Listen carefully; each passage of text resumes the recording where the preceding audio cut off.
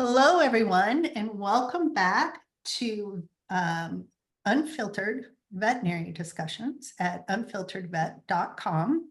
It's not even that, unfilteredveterinaryDiscussions.com or Unfiltered Vet Discussions. There we go. See, now we're clearly unfiltered today.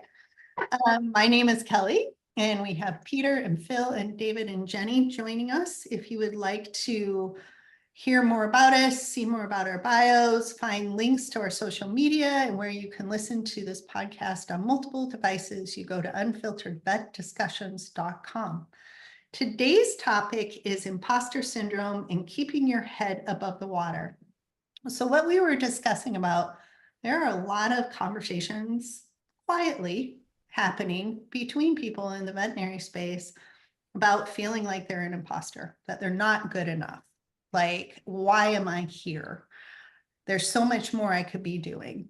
And there may be a lot of reasons for that. So we're going to cover some of them today. We certainly won't get to all of them in 20 minutes.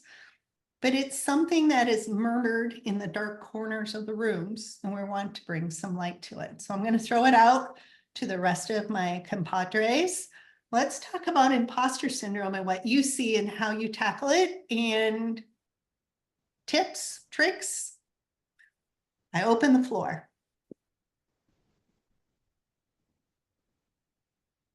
Well, if no one else is going to talk, then I will. You have a room full of imposters. Nobody's going to jump in. Yeah. Right. So here's what I will say. Guilty. Is yeah, I 100% had imposter syndrome, and I say had because I can manage it now. And it was less about what like Kelly, you had just said, like, feeling like, why am I here and what else could I be doing? Mine was more, why do I deserve this success? Why do I deserve to be a business owner? Why do I deserve to have people look up to me as a leader?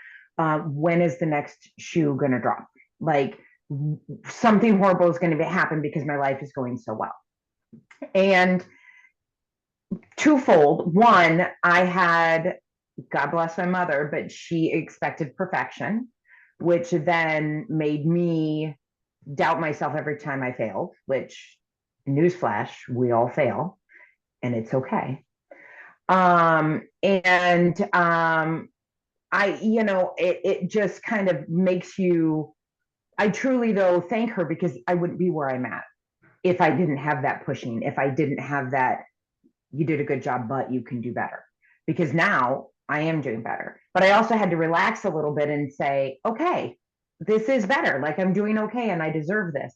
And when I started going through a lot of this imposter syndrome, I finally sat down, and Phil said it in the last, we were talking about numbers in the last podcast, and he said you have to really look at what your aversion is. So I sat down and I said, why do I feel this way? Why do I feel like I don't deserve this? Why do I feel like something bad is going to happen? And for me personally, I was a practice owner, practice manager with no real training. My degree was in technical journalism with an emphasis in public relations. I started off as a receptionist CSR. I had worked in all these various things, but I'd never been a practice owner. Simon and I started the business, and we kind of just went, well, let's see what works, what doesn't. So I went back to school. I took accounting, I took HR, I took, small business management. I took my test, I got my CVPM. And then I was like, okay, now I feel like I kind of know what I'm doing. And it really helped me overcome, like, no, I have initials after my name. You know what? I do deserve this. I do know what I'm talking about. And then, I forced myself on Peter and said, I really want to speak. And then I, just went on with it. And as soon as those negative thoughts start coming in my head, I start saying, no, you have worked for this. This is not luck. This is earned. And so I don't know, like, Phil, I don't know if you have any, or any of you have any, like, tips or tricks on how people can get to that point. But for me, that was my journey with imposter syndrome. It was strong. And my husband would constantly be, why are you doubting yourself? But I did, because, why should anyone listen to me? And so, yeah, I don't know. That was my that was my journey with imposter syndrome. So there you go. I opened it up. Yeah. Now you all can talk. What's funny is we were talking about veterinarians and veterinary professionals being, very evidence-based individuals.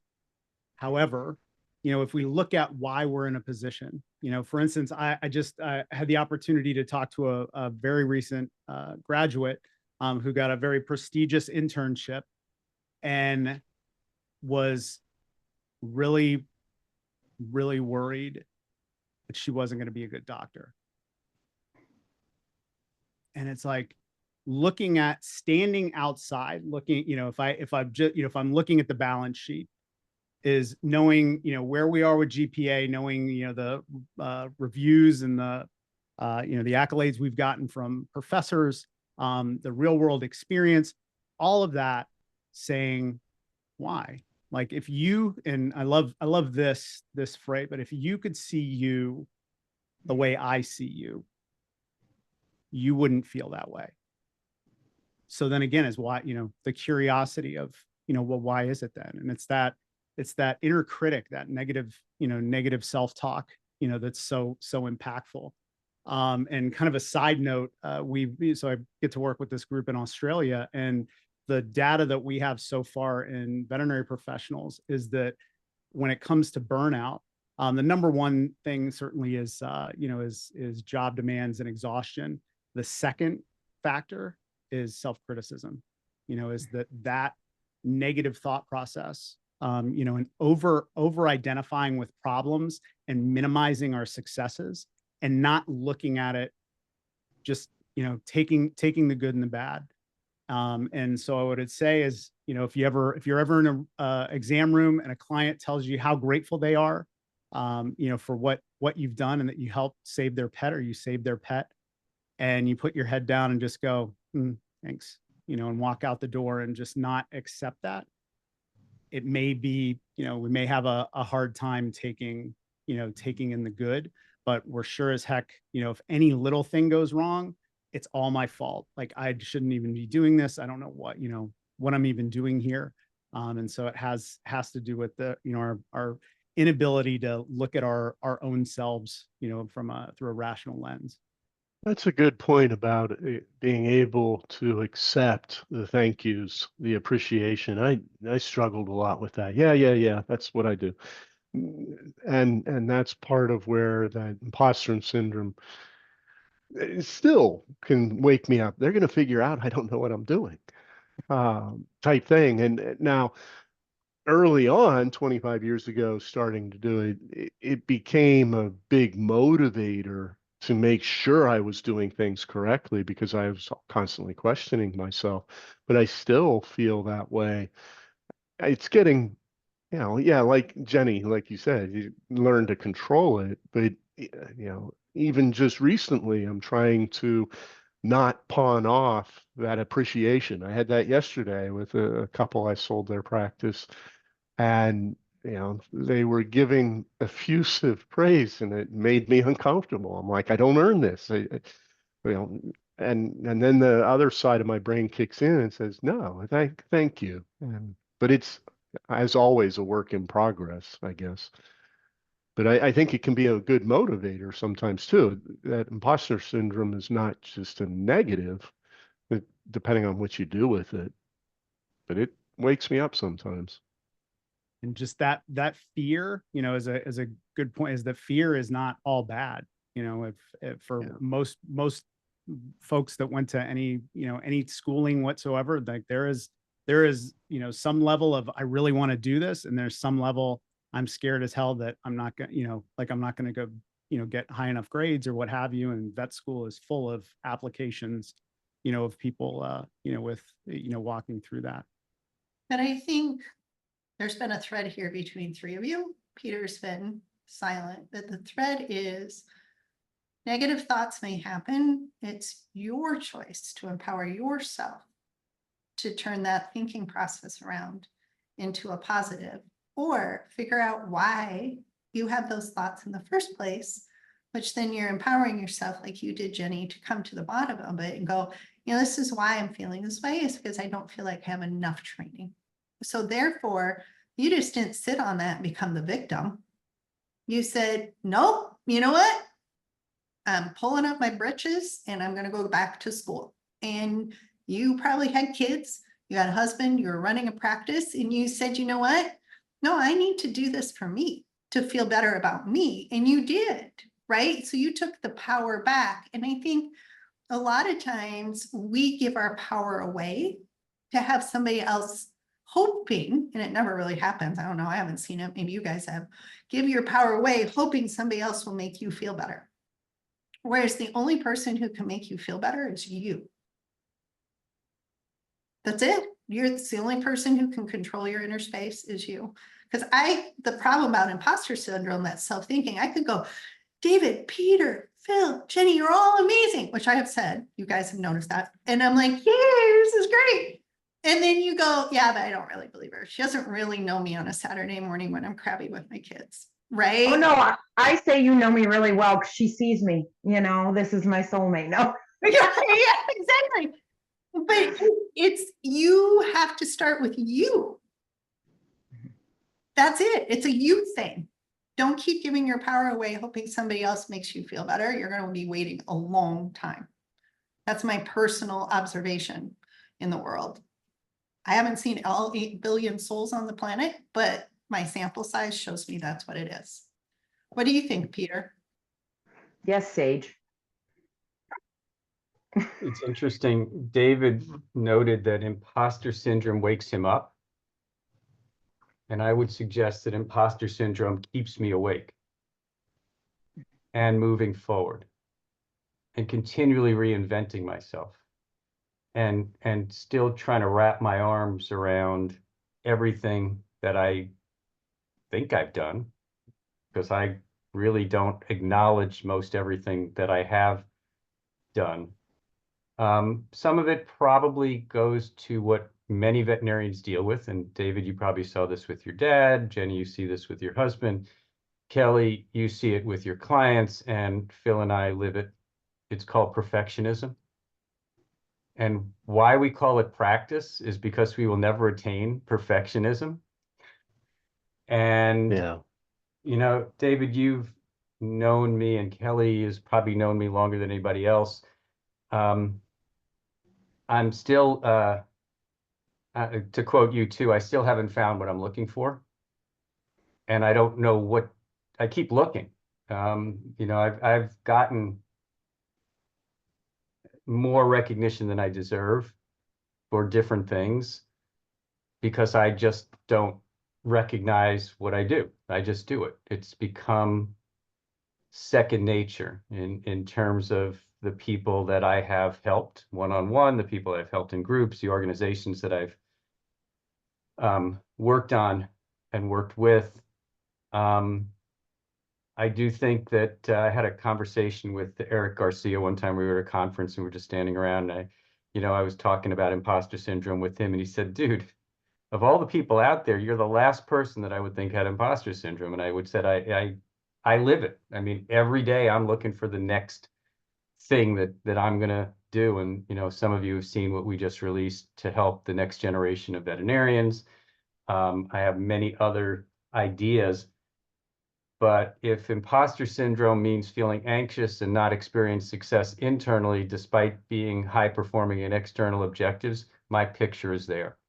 I feel like a fraud and a phony every time I put something out, whether it's speaking or writing or creating. And I think a lot of it just has to do with self-confidence. A lot of it has to do with not believing. And I thought I was a really good clinician. I did a great job with clients. But what do I remember? All the negative experiences, all of the clients that complained. Your reptilian brain sets you up from a defense mechanism about defending the things that you did wrong. And very few of us respect and honor all the great things that you do. So I very much respect and honor those people who see what I have done that I don't see. And I appreciate those of you who pat me on the back and say, good job, we appreciate it. I still have to find it. It's still very much internal to identify that and recognized, hey, dude, you know, you really don't need to keep building your resume. You know, you got enough. And there's no more room in the shelf for trophies.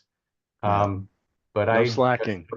Yeah, I just don't see it. I mean, my dad worked till he was 88, and I anticipate I will probably do the same thing, and I will still continue to be looking for whatever I'm looking for.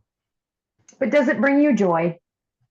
Everything I do brings me joy, and Okay. everything I do, it brings me joy in the next thing that I do. I don't try not to do things that I don't enjoy, but I don't always take the time to enjoy them.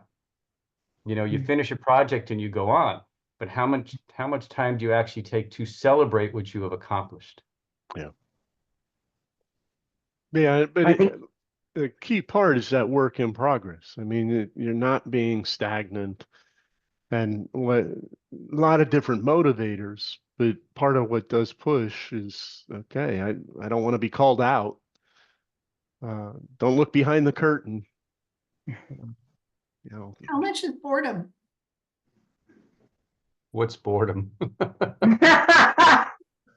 I mean, you I mean, my daughter's always like, Mom, you never sit down. And when I do sit down, she's like, are you feeling okay? Usually I'm not, so that's legit. But I'm like, I want to go out and embrace life. I want to see it. I want to experience it. Am I always going to do it right? Hell no. You know, I have a whole garden back there right now that's struggling because I'm kind of half-assing it, actually. So, but I don't need to be perfect in the garden. I'm not, you know, I'm not eating what I'm raising back there. Thank God, we'd be starving. But at least I'm trying and I'm experimenting and I'm seeing, right? So if imposter syndrome is the negative viewpoint of a behavioral pattern, what is the positive viewpoint of that? Is it not just because I'm not good enough, or is it because I always want to do things like Peter, you're saying? Like, I can't imagine just sitting down and not doing anything. Like, okay, that might last 10 minutes, but then there's something really cool to go look at or learn or find out or create or connect with. So I'm going to argue there's also a flip side to imposter syndrome, and maybe it just gets a negative rap sometimes. that's fair. You know, because we all have I would say that the 5 people on the call are overachievers. Oh, yeah. And that's why we can sit here and have this conversation. Mhm. it's interesting because people will come and say, well, how did you start speaking? And I'm like, because I said I wanted to. Because you were 9 months old and your parents said, say something, Jenny, and you haven't shut up since. Listen, I was actually mute. My grandparents thought I was mute. I didn't speak until I was about 4, but they say I'm just making up for it. So that's, but Yeah. you know, but the whole thing is are you, you know, we've talked about this before. You're going to be a victim, or you're going to do something about it. If you're not willing to take that extra step. So yeah, maybe if you feel like you have imposter syndrome, figure out what the root of that is. Do a little real deep digging, which is not comfortable, but then do something. I agree with you, Kelly. My sister-in-law always says I have chaotic energy. One of my sister-in-laws, the other one's my best friend, but the other one's always like, oh, you have such chaotic energy. You're always moving. And I'm like, you're always sitting still. I can't sit still. This world is such a big and amazing place. And I get excited about, you know, like Peter, I said, does it bring you joy? Everything brings me joy. And if it doesn't bring me joy, then I don't deal with it. It's done. You know, I don't have time for it. I don't have time for negativity and drama because the world is this amazing place. And so if you have this imposter syndrome, then right, figure out what you can do with it. Figure out, because I'll tell you, the more that I do, yes, I still question myself, but maybe I am supposed to be doing this. Maybe I am here. You know, Peter, maybe you have earned a couple of those trophies. You know, David, maybe you really have made differences in those clinics, you know, those people's lives. You know, Phil, I know you've made a difference in my life because I've come and heard you speak. Well, I've heard all of you speak, but, you know, and I listen and I'm like, you know, wow, that really speaks to me. So maybe we have all helped people, and go us. We should have a party to celebrate ourselves. And no negative thinking, no negative talk. Well, We're just going to party. That's our, I think, a common motivator for all of us is we're driven to try and help people in our Yeah. different niches, but our goal is to help. And yeah, that plays a role. Yeah, overachievers maybe as well, but passionate about trying to make a difference in other people's lives in our spheres of influence, um, which I think is a good thing. Yeah. And it's never ending because there's always more people to There's meet, more people to help. right? For sure. There's not a person I won't talk to. Like, sure, show up. I'll have a conversation with you because you're probably going to be really fascinating. And I'm going to learn something from you Yeah. in Yeah. that experience. Yeah. There's so much out there. And again, we get to control it. We have our hand on the lever. Right. So if you're out there and you've got some critiquing going on in your brain and you're thinking, nah, they're talking about it, but they don't know me. You know you. So, do narcissists struggle with imposter syndrome? I have I don't know. I If don't you're know. perfect, I don't know. Maybe they never feel like they're good enough. I don't know. I haven't Well, met it's a I was going to say there's an easy and effective tool, which is everything that's good is me and everything that goes wrong, 100% has to do with everybody else. Like, yeah. is the blame thrower is, one of those thinking traps. What Peter had said, one of the things that I would love to ask Peter is in something that didn't go, the way that you wanted is from a failure point of view, because we could, Edison certainly had ways of describing it, but how much do you feel like you internalize that? And how much did you say, okay, not making excuses, but I would do this differently. These external factors potentially played a part, and that we take the whole situation as a whole, we own the part that is ours, and we discount, and we don't say that we're 100%, at fault. And what can I learn, and what would I do next time? And I think that is one of the big areas that we don't learn really well, which is also why we're perfectionists, because we fear failure, and failure feels fatal to us. And so that's, that if we could wrap it all up, is what is our relationship with failure?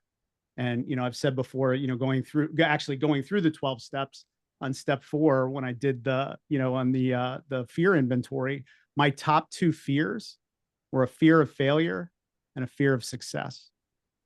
It's like, good luck putting my head on my pillow at night and getting any sleep with that stuff rattling around in my head. And it was, I feared being judged if I didn't, if I came up short. And then I feared, imposter syndrome. If I was successful, then potentially I would be put in a position of responsibility that I wouldn't be able to, come through on. And that was how I lived my life, which is why, one of the many reasons why I drank a little bit. Now I'm trying to figure out whether I'm supposed to be paying you as my therapist or continue to pay my therapist. But it's just genuinely like, I would love, is that I knowing you, is I would love to hear that thought process. I don't know, but just knowing that you had a moment where, we sat in it for a little bit. And it's like, okay, all right, okay, I've had my time. How do I break this down? Because it's not paralyzing for you. I think that's the other thing, is when that fear of failure becomes paralyzing for us. That's where it's impactful. Yeah. And it's not like I haven't taken risks, because every time I freaking end up on a board, somehow I also end up as president, and not for one term. Yeah. So I think the most significant failure that haunts me was not getting into veterinary school the first time I applied, or the second time I applied.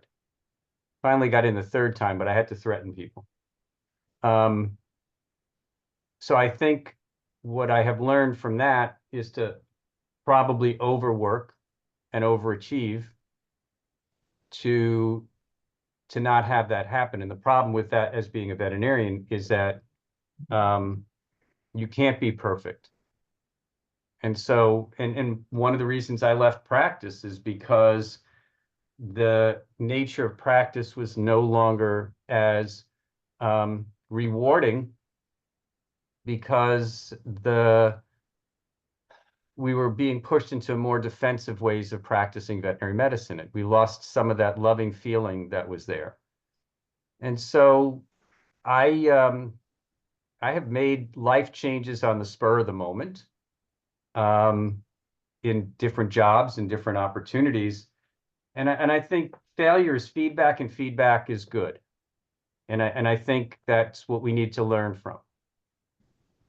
Yeah. That well is said. really it, is genuinely like how can we honestly say that we frame failure? And how much does it impact us? And it's a big one for us. It's not easy. It's simple, but not easy. Maybe So- another podcast. How do we frame failure? That's a lot of Oh, F's. love that. Yeah. So Yeah, well, let's go with 4 Fs. I do have to give Jenny a colloquialism that I heard when I was at a conference in Myrtle Beach, and one of the hosts, who's from Redneckville, North Carolina, and I think, David, you know him, was just talking about people being all over the place and bouncing around, and like Jenny was discussing, and he said, "Peter, you're like a fart in a skillet." I'm really glad no one's ever said that to me. So there you go, Get ready. Jenny. Yeah. Oh gosh, I hope no one ever I'm gonna says. fly to Okay. Austin just to say that. Yeah. Just stand up in the back of the room. Jenny, All right, you're like a fart in a skillet. Oh, thanks. there you go. And that should summarize That's a everybody's nice way to end. imposter syndrome. Yes. That's a wrap. yeah, I think we'll leave it right there today. So thank you, everybody, Well done. for Well joining done. us. And there'll be more to come. So if you enjoy our conversations, please subscribe to your favorite podcast or social media channel, or both. And we will be back with you next week. Until then. With more Southern colloquialisms. Exactly, because you can never have too many of them, right? Oh yeah. A lot of Well, butter Bobcat my Goldthwait ones biscuit. coming for you. All right, talk to you later.